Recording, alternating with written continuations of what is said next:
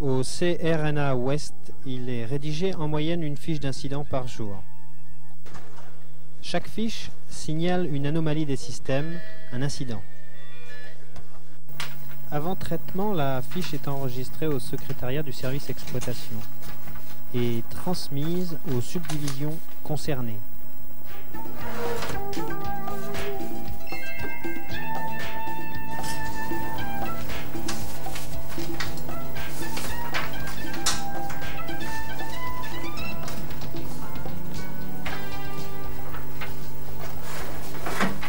Suivant sa nature, technique ou opérationnelle, la fiche est traitée différemment.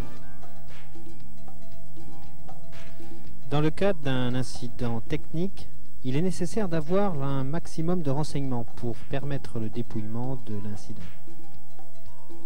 Compte rendu précis des faits, un dump, un vidage STR, une copie de plan de vol XFPL.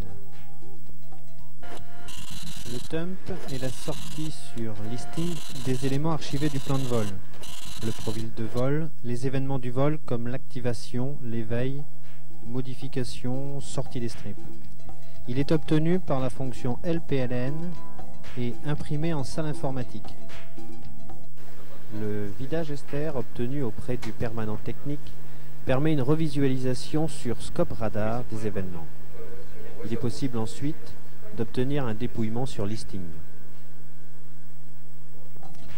Outre le dump et le vidage STR, il est quelquefois opportun d'obtenir par la fonction XFPL une copie du plan de vol traité par l'opérateur COTRA.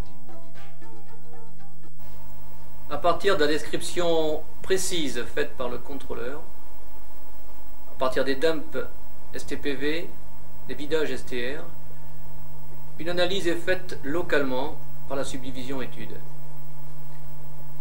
Une grande partie des fiches d'incidents traitées ici ont amené des corrections ou des modifications. Si l'incident ne peut se traiter sur place, dans le cas d'une anomalie de système par exemple, voire de logiciel, la fiche d'incident est transmise au service technique de la navigation aérienne. Le STNA pourra, à partir de ces fiches, que l'on appelle dorénavant fiches d'anomalie, être amené à effectuer des modifications au niveau des systèmes STPV, voire STR. Dans le cas d'un incident opérationnel, il est évident que plusieurs éléments sont nécessaires, en particulier la description claire de l'incident et le vidage STR. D'autres pièces sont indispensables selon la nature de l'incident. Les numéros de platine téléphonique et les fréquences. Le fait de connaître le numéro des platines téléphoniques et les fréquences utilisées entraîne un gain de temps considérable au moment de l'écoute de bande, et ça peut aller jusqu'à une demi-journée quelquefois. Il est nécessaire de joindre à la fiche le strip original. En effet, sur le strip original figurent des indications qui ne figurent pas sur le strip RIP. Enfin, un message de demande d'explication doit être envoyé au commandant de bord dans la majorité des cas. Une demande d'explication doit être adressée au commandant de bord en temps réel. Tout d'abord pour être sûr que l'on s'adresse au bon commandant de bord. Ensuite, pour que celui-ci se souvienne des faits. En fait, il faut savoir que les enregistrements du cockpit voice recorder sont effacés toutes les demi-heures environ par un enregistrement automatique en continu, et en dernier lieu pour officialiser l'incident. Tous les éléments rassemblés vont permettre une intervention auprès des organismes intéressés.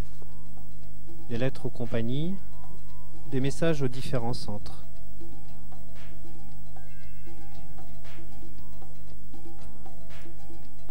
Dans le cas d'un Hermis, comme d'ailleurs pour toutes sortes d'incidents, le manuel chef de salle donne la marche à suivre quant à la rédaction et la collecte des informations.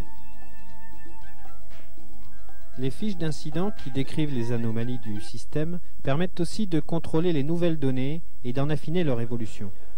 Elles doivent donc continuer d'être exploitées le plus précisément possible afin de participer à l'information des contrôleurs et surtout à l'évolution des moyens et des procédures.